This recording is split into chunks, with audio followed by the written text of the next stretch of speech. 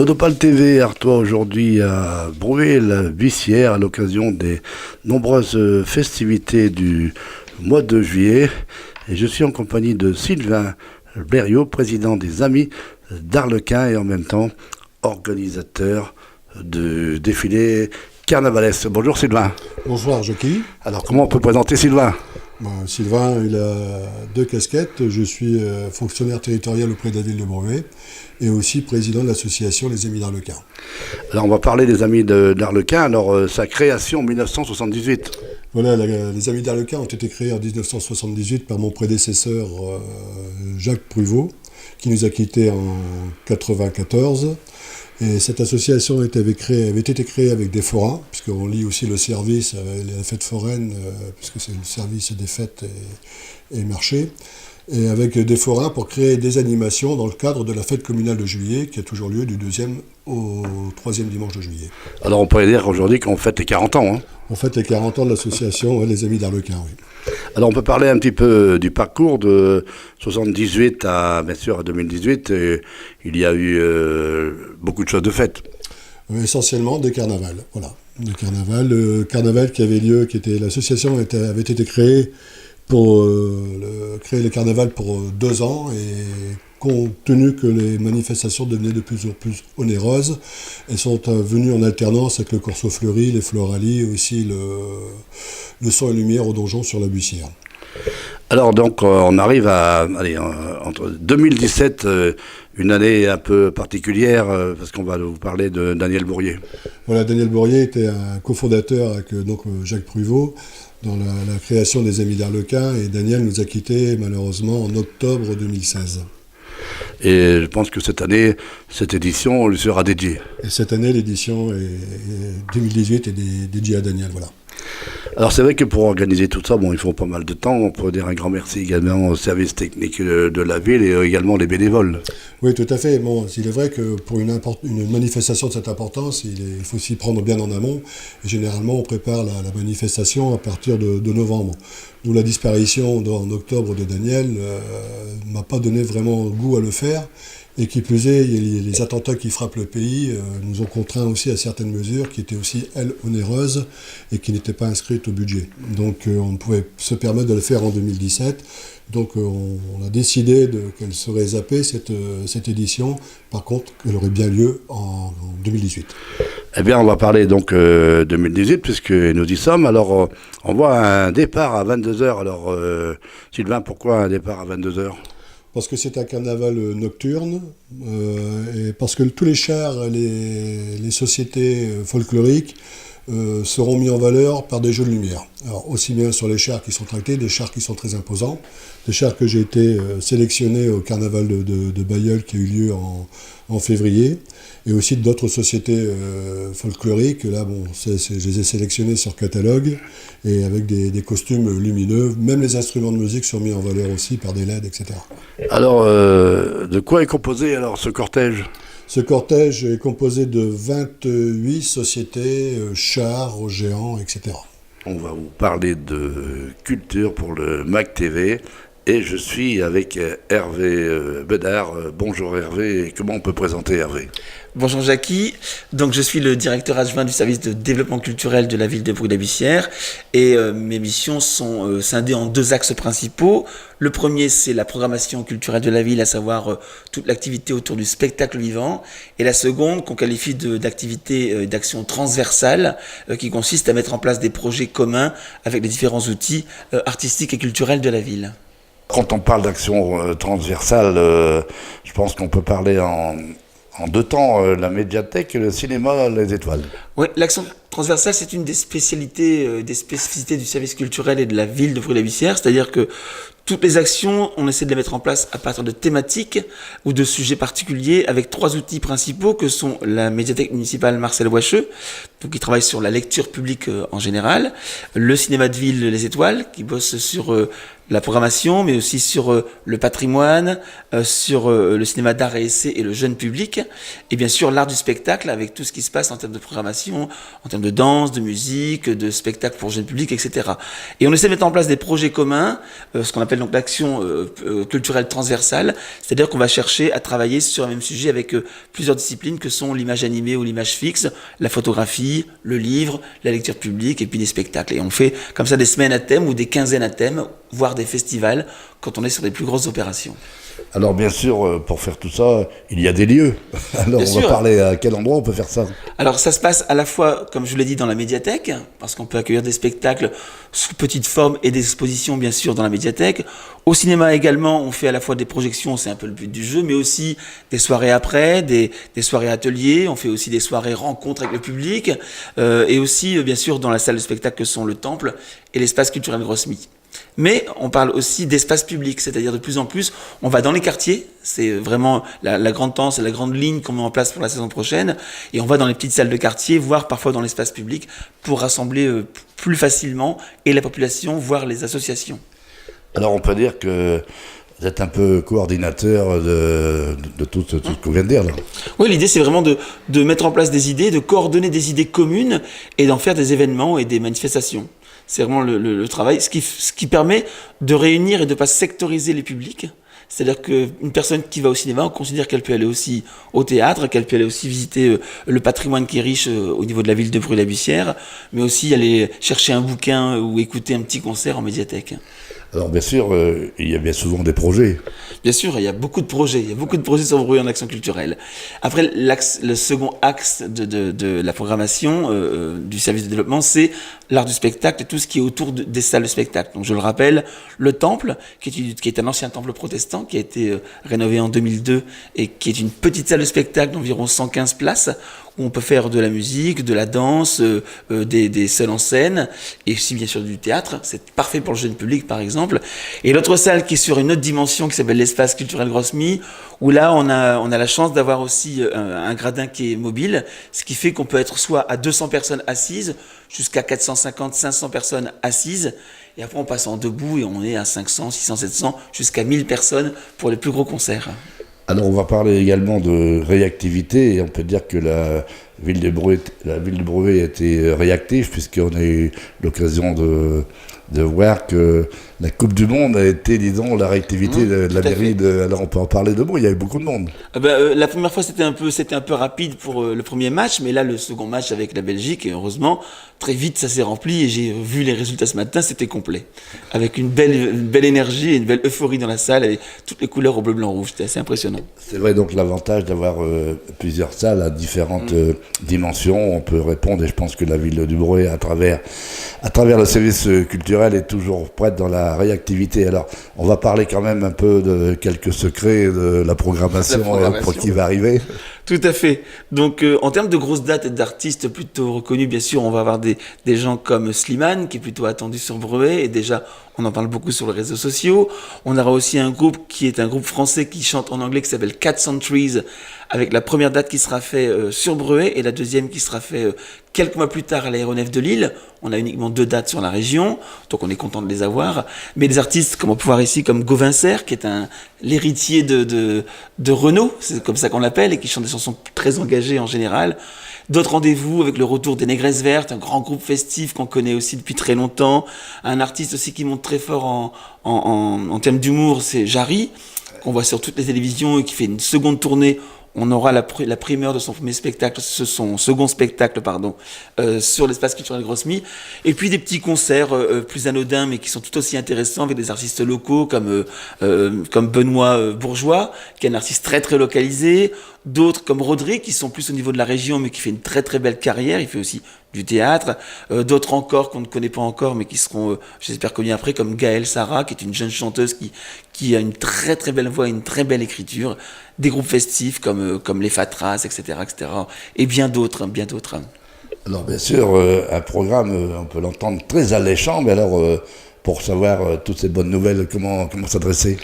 Alors, c'est simple, la plaquette de saison va sortir bientôt au fin août.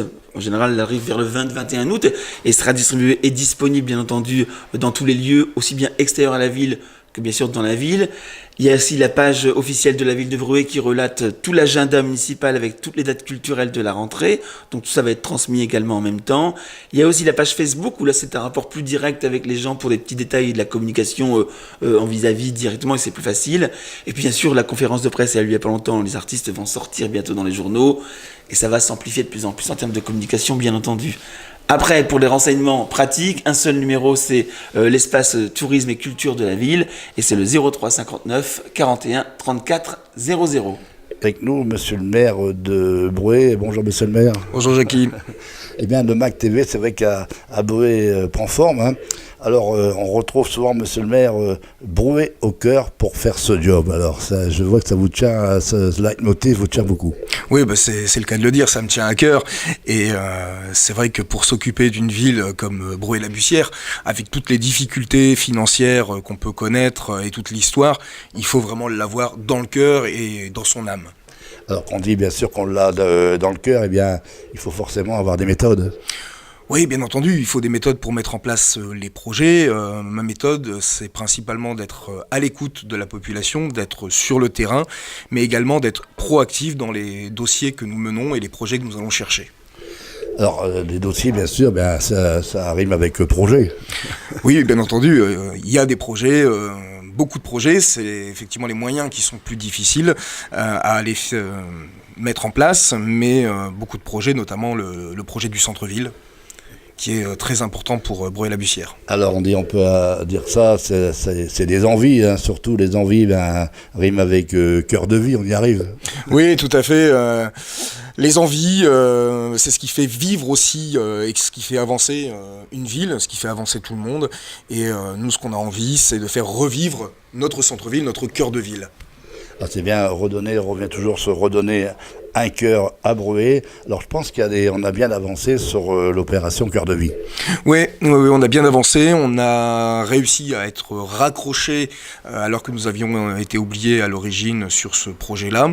Et grâce à cette action Cœur de Ville et à l'opération de renouvellement urbain, on va pouvoir travailler désormais pour reconstruire et reconfigurer l'hyper-centre-ville et le centre-ville de Bruay-la-Bussière.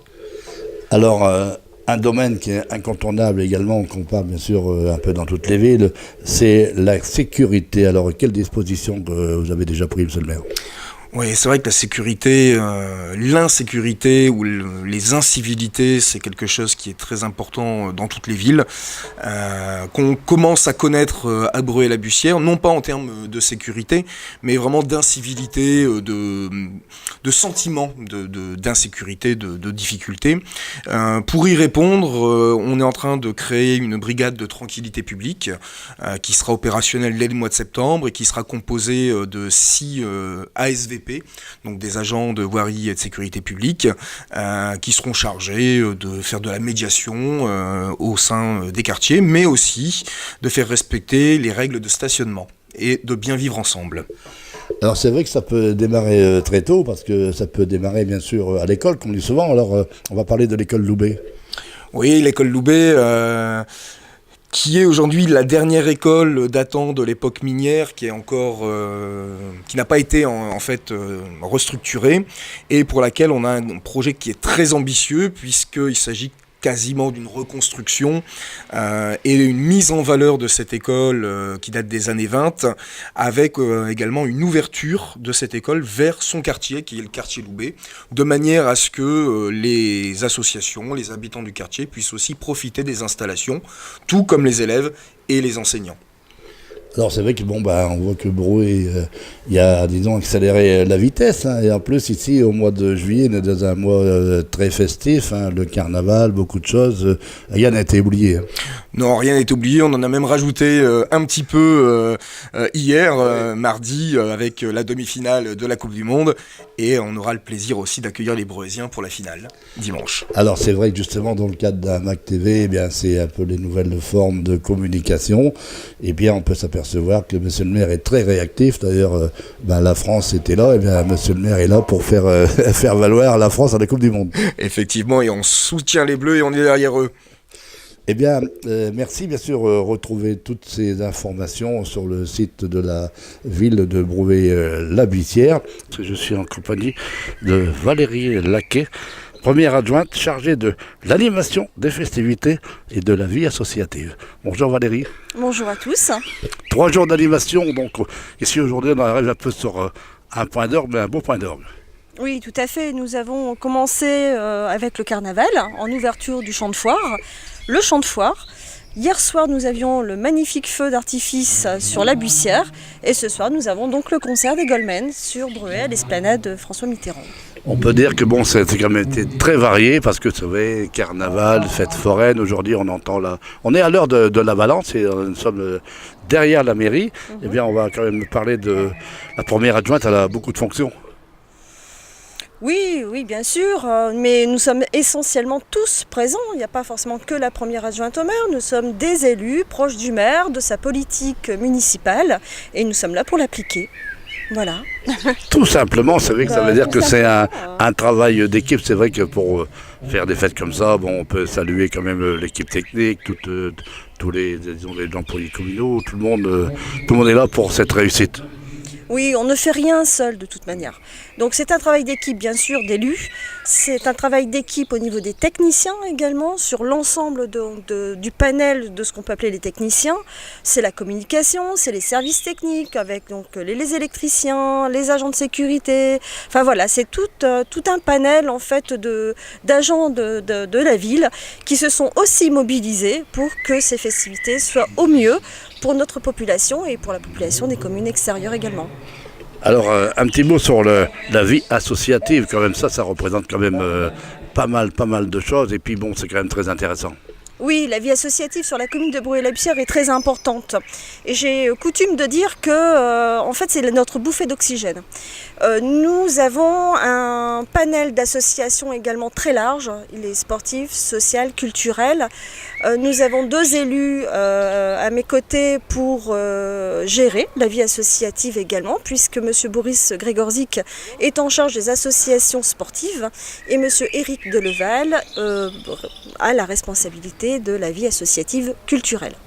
Donc à 3, nous effectuons effectivement cette gestion d'associations.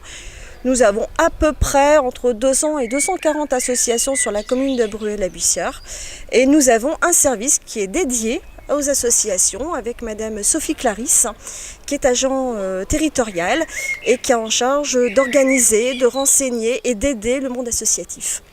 Alors c'est vrai que sur Brouet, il se passe beaucoup de choses en ce moment. Monsieur le maire tire de tous les côtés, que ce soit les commerces, la culture, on est dans tous les sens. Et je pense que Brouet est en train de vivre quelque chose il fallait que ça repart. Oui, ça repart, oui, on a trouvé des solutions, en fait, c'est ça aussi, c'est qu'en fait, nous sommes allés nous battre avec Monsieur le maire pour avoir action cœur de ville, belle victoire, nous avons été écoutés et mieux entendus, donc à ce jour, nous avons de beaux projets à mettre en place, donc oui, c'est un beau développement, on va dire une continuité de développement pour la ville de Brouet-la-Buissière. C'est vrai que tout est lié, commerce, culture, sport, ça fait un ensemble et quand on peut réunir toutes ces associations autour de tous ces magnifiques projets, eh bien ça ne peut que fonctionner. Oui, mais c'est essentiellement aussi pour nos concitoyens. C'est pas forcément pour le monde associatif. On est là en fait pour travailler ensemble, pour apporter un service. Et notamment une activité festive. Je pense qu'actuellement on en a besoin de se changer les idées. Et moi franchement le plus grand plaisir que j'ai eu lors de mon petit passage sur le circuit du carnaval avec Monsieur le maire, c'est d'avoir le sourire en fait sur le visage des gens. Et ça franchement c'est inestimable. Alors, Brouet-la-Buissière, on va faire un petit clin d'œil à la Buissière. Ah ben bien sûr.